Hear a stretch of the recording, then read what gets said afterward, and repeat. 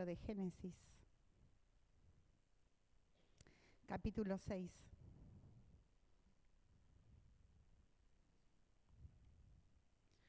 Últimamente pensamos, cuando vemos tantas cosas que van pasando, cómo serán los últimos tiempos, cuáles serán los signos y señales que iremos viendo. Y si bien tenemos en la palabra el detalle de lo que el Señor nos dio a conocer y nos reveló, muchas veces viendo las noticias decimos cuánta corrupción, cuánta degradación moral, cuánto nos hemos corrido los hombres del consejo de Dios. Inmediatamente cuando uno piensa eso, enseguida va a las Escrituras, a los primeros tiempos, y nos acordamos del tiempo de Noé, ¿no? Todos nos acordamos de lo que pasaba en aquel tiempo, y muchas veces decimos, qué parecido está todo. Vamos a leer Génesis 6, versículo 11. Se corrompió la tierra delante de Dios, y estaba la tierra llena de violencia. Y miró Dios la tierra, y he aquí que estaba corrompida, porque toda carne había corrompido su camino sobre la tierra. Versículo 18. Mas estableceré mi pacto contigo, y entrarás en el arca tú, tus hijos, tu mujer y las mujeres de tus hijos contigo. Todos conocemos la historia. Era tal el descontento de Dios con su creación, con la corrupción del hombre, que tomó la decisión de terminar con todo lo creado. Y en el versículo 18 dice que estableció su pacto con Noé. Desde la creación hasta los días de Noé había habido hombres fieles a Dios. Vemos Enoc, que era bisabuelo de Noé, ¿no? Enoc, que caminó con Dios, Dios lo arrebató. La versión original dice, paseó con Dios. No caminó. Caminó, dice nuestra versión, nuestra traducción, y el original hebreo dice paseó. Después Enoc engendró a Matusalén, Matusalén a Lamec, y Lamec a Noé. Y en los días de Noé ya todo estaba corrompido, pero el Señor estableció su pacto con Noé. Vamos a Génesis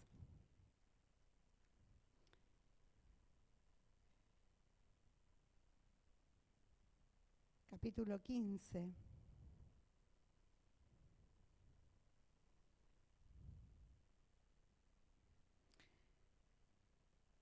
Después de estas cosas vino la palabra de Jehová a Abraham en visión diciendo, no temas, Abraham, yo soy tu escudo y tu galardón será sobremanera grande. Y respondió Abraham, Señor Jehová, ¿qué me darás? Siendo así que ando sin hijo y el mayordomo de mi casa es ese Damaseno Eliezer.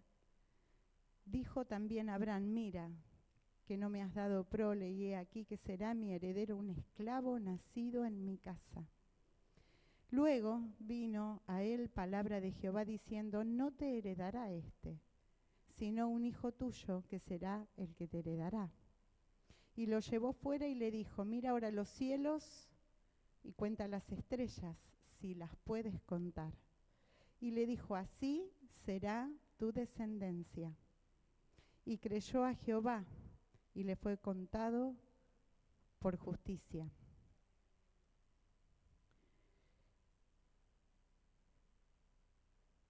El Señor hace una promesa a Abraham, una promesa que luego más adelante Van a ver en el capítulo 17, versículo 7, estableceré mi pacto entre mí y ti, tu descendencia después de ti en sus generaciones, por pacto perpetuo, para ser tu Dios y el de tu descendencia después de ti. El Señor otra vez sale al encuentro diciendo que va a establecer un pacto eterno con Abraham.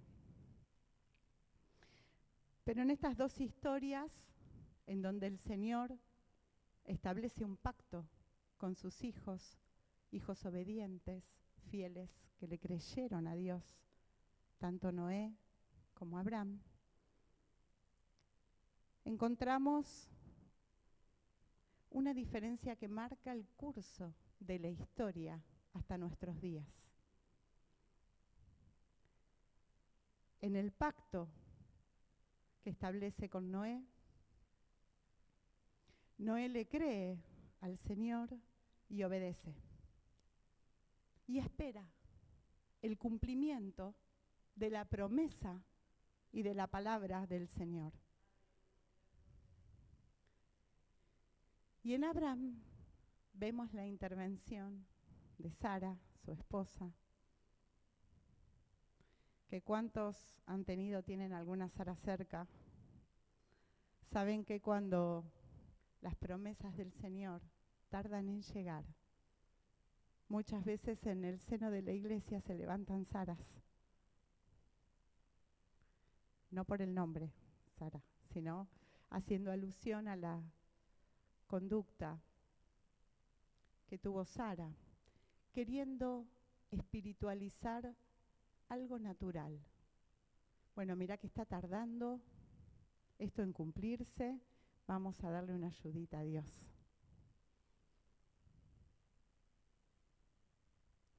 Y hasta nuestros días la gente se mata del otro lado del mundo por esta decisión.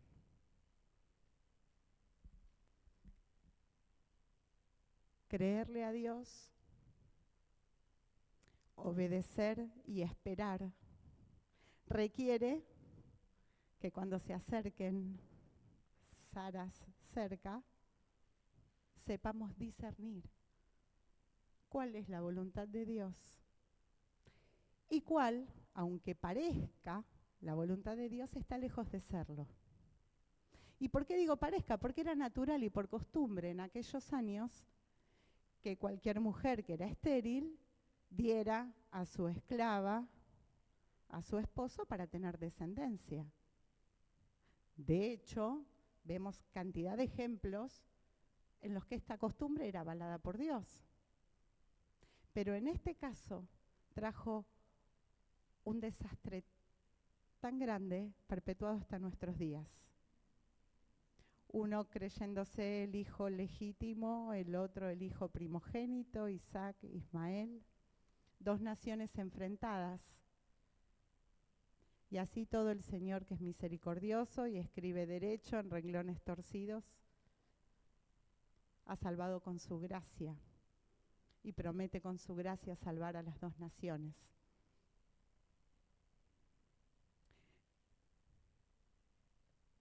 Vamos ahora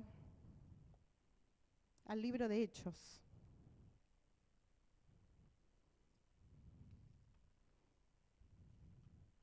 Capítulo 1.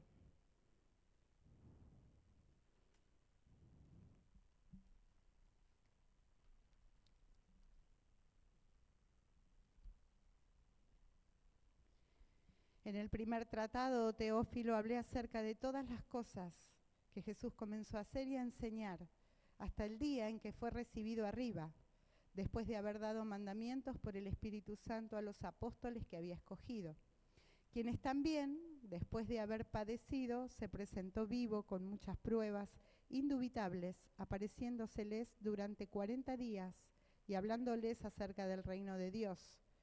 Y estando juntos, les mandó que no se fueran de Jerusalén, sino que esperasen la promesa del Padre, las cuales dijo: oíste de mí. Porque Juan ciertamente bautizó con agua, mas vosotros seréis bautizados con el Espíritu Santo dentro de no muchos días.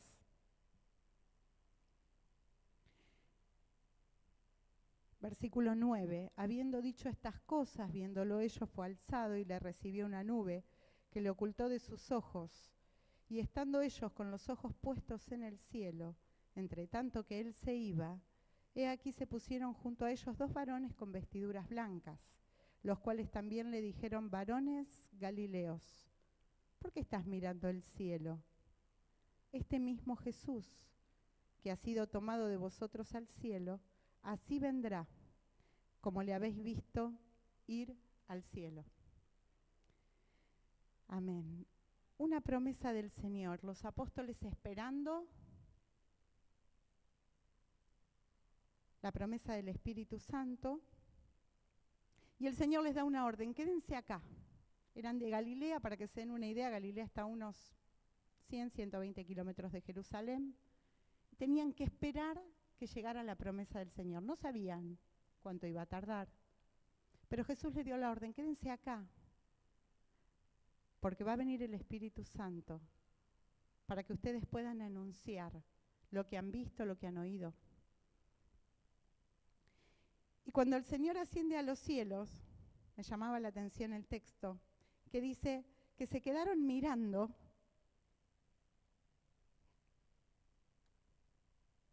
y que estos varones de vestiduras blancas le dicen: ¿qué estás mirando? ¿Qué están mirando? ¿Qué se quedan mirando? El mismo Jesús que asciende así va a volver por ustedes, nuestra promesa, que esperamos al Señor.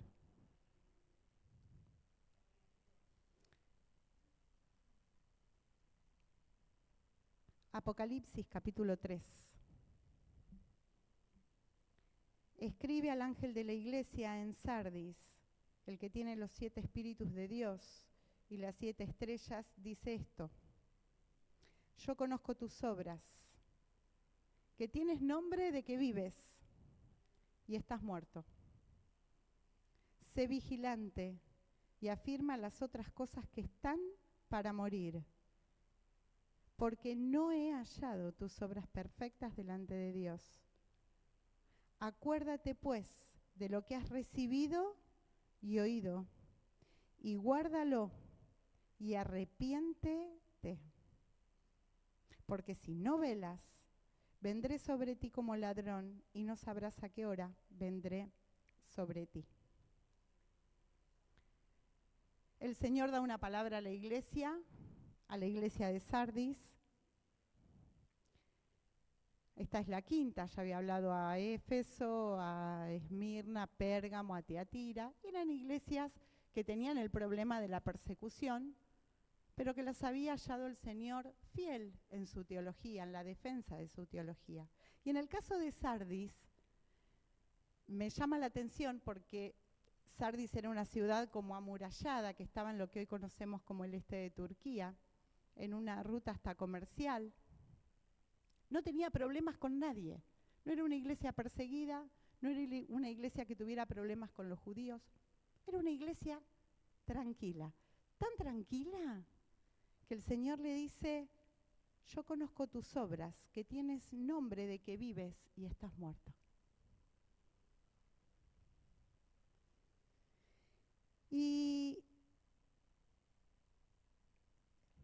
leyendo el mensaje a la iglesia de Sardis, también, de la misma manera que cuando empezábamos, les compartía que a veces mirando las noticias y toda la corrupción nos acordamos de los tiempos de Noé y leíamos el pacto que Dios estableció con Noé. De la misma manera, muchas veces, mirando cómo estamos en la iglesia, en general, no en una, aclaro, no en esta, en general, me acuerdo de la iglesia de Sardis, porque en realidad estamos tranquilos y contentos con la tranquilidad que tenemos, pero quizás con un nombre de que vivimos y estamos muertos, como esta iglesia. Yo conozco tus obras, dice el Señor. No dice yo conozco tu currículum eclesiástico, cuánto hace que venís, las cosas buenas que hiciste en la iglesia, lo que dejaste, lo que... Yo conozco tus obras. Que tienes nombre de que vives y estás muerto. Sé vigilante y afirma las otras cosas que están por morir, o sea que todavía podían morirse más.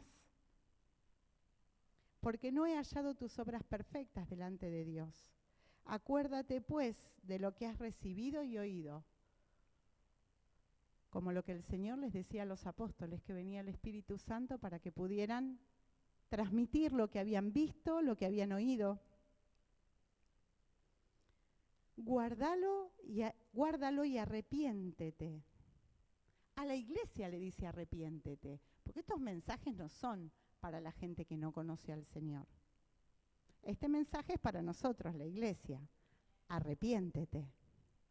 Cuando te crees que tenés todo resuelto y claro, y el Señor te dice, mira, parece que vivís, pero estás medio muerto. Arrepiéntete. Acuérdate de lo que has recibido y oído y guárdalo. Y guardar, en el hebreo, viene de la misma raíz que escuchar, que conservar. Shamá, igual que Shemá. Shemá Israel, oye, Señor Israel, el Señor tu Dios, el Señor uno es. La misma raíz, la misma palabra. Oír, guardar y volvernos, arrepentirnos. ¿Y a qué tenemos que guardar y de qué tenemos que arrepentirnos? Justamente de no haber conservado la palabra, la promesa, como el Señor nos legó. Quizás quisimos darle una ayudita en la iglesia, como Sara le dio a Abraham, y hemos licuado el mensaje que el Señor nos dejó, que los padres de la iglesia perpetuaron y que los padres de la Reforma rescataron. Fe, gracia, sola Escritura. Iglesias llenas de cosas que se ven, lejos de los mandamientos del Señor. Iglesias con pantallas, colores. Hay hasta una carrera que hacen determinados líderes de la iglesia que se llaman coach motivacionales. Es decir, se entrenan para motivar a la gente. ¿Y esto?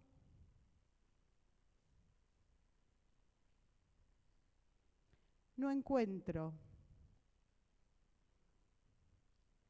en Juan Bautista, en Noé, en Abraham, en el Señor Jesús, un coach motivacional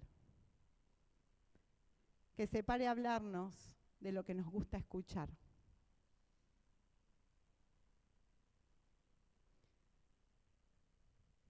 Guardar la palabra del Señor, guardar sus mandamientos, guardar lo que hemos oído, es rescatar el mensaje primero del Señor. Esperar su promesa. ¿Qué es lo que más deseo? ¿Algo que tiene que ver conmigo o algo que tiene que ver con el Señor?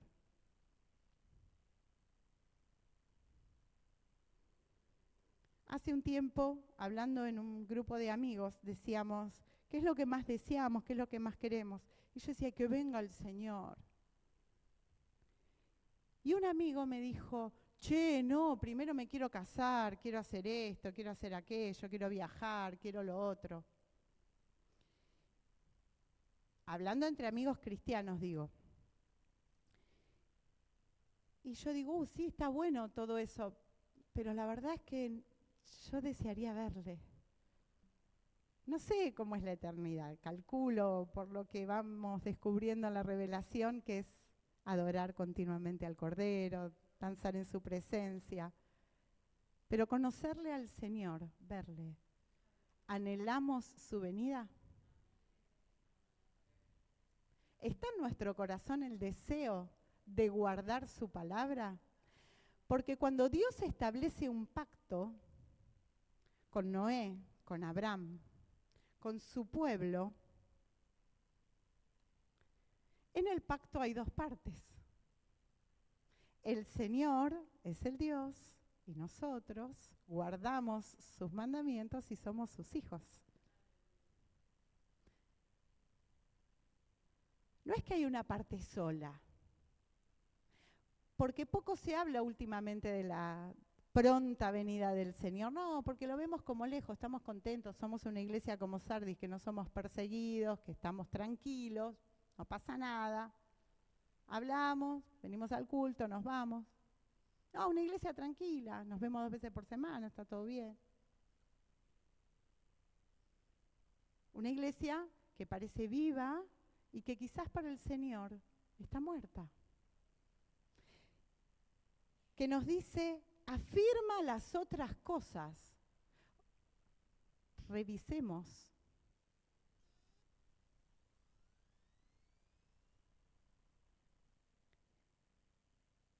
Y el Señor habla a la iglesia y siempre el Señor habla con esperanza. Porque el Señor ama a su iglesia y viene por su iglesia. Los mensajes de exhortación a la iglesia no son para condenación, son para salvación. Ezequiel 36, 25 y al 27.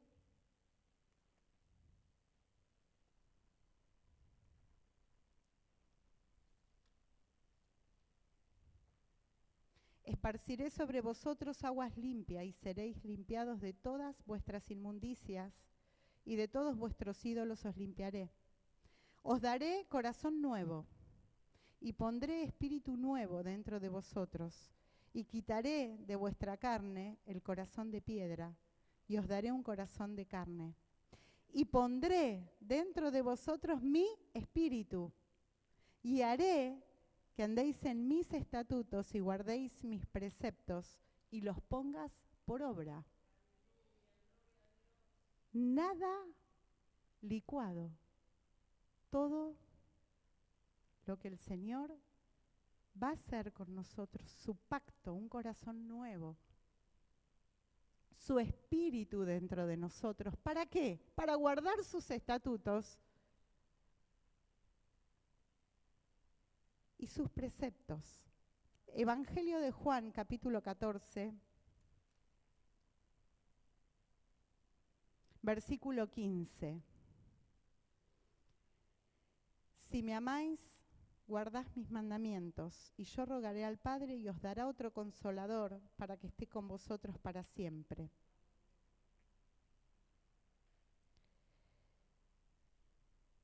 Versículo 23. Respondió Jesús y le dijo, el que me ama, mi palabra guardará, y mi Padre le amará, y vendremos a él y haremos morada con él. Es decir, que el mensaje a la iglesia de guardar su palabra rescata lo que el Señor ya le había dicho a los discípulos. El que me ama guarda mi palabra. Y si guardamos sus palabras, y la palabra que Él estableció en su pacto con nosotros, es que viene por su iglesia. No podemos no tener presente la promesa que el Señor nos hizo, que viene por nosotros. Miramos como lejos, como diciendo, bueno, no pasa nada. No nos da urgencia. Arrepiéntete, vuélvete.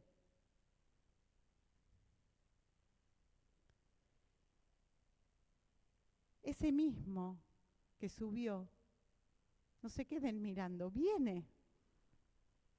Le dijeron estos varones a los apóstoles cuando vieron la ascensión del Señor. Así vendrá. Pero en un tiempo, la venida del Señor se predicaba como con temor. y nos generaban y nos infundían como un miedo apocalíptico.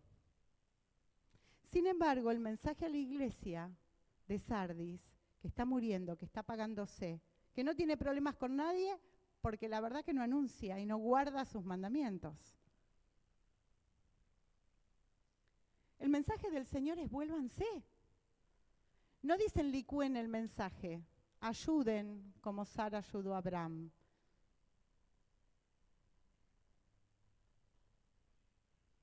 Guarden mi palabra, mis mandamientos. Acuérdense. Y el problema de la iglesia de Sardis es que justamente lo esencial era lo que se estaba perdiendo. Y lo esencial de nuestro pacto de gracia que Jesús estableció con nosotros es que Él viene por su iglesia. No puede ser parte de nuestro diario vivir olvidarnos que el Señor viene por nosotros. Esa es nuestra promesa. Es como la promesa que esperó 120 años Noé, como la promesa que esperó Abraham, como la promesa que esperaron en Jerusalén los apóstoles que descendía el Espíritu Santo. Esperamos al Señor.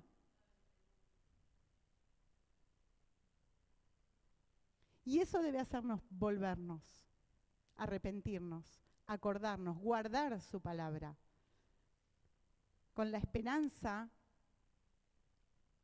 de que el Señor nos dejó al Espíritu Santo, al Consolador, que es quien nos enseña y permite guardar estos mandamientos.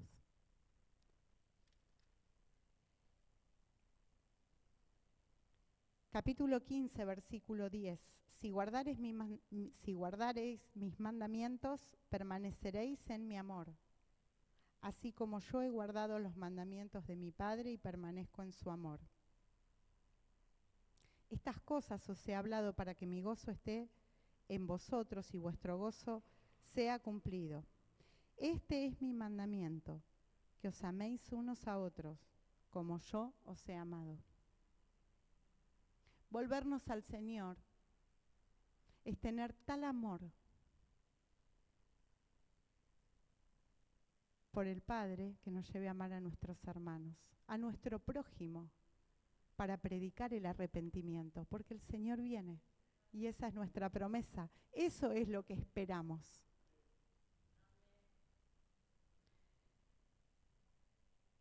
Permanecer en el amor de Dios es guardar sus mandamientos. Y es la manera en que la iglesia está viva, viviendo en el amor del Señor. Así que cuando participemos del pan y del vino y hagamos memoria de este sacrificio, de este pacto, de esta alianza que nos recuerda el amor que Dios tuvo por nosotros al dar su vida en la cruz, y nos lleva a pensar en una eternidad con Él, podamos acordarnos, ser vigilantes, guardar su palabra y volver a lo que hemos oído y aprendido, a permanecer en su amor. Amén.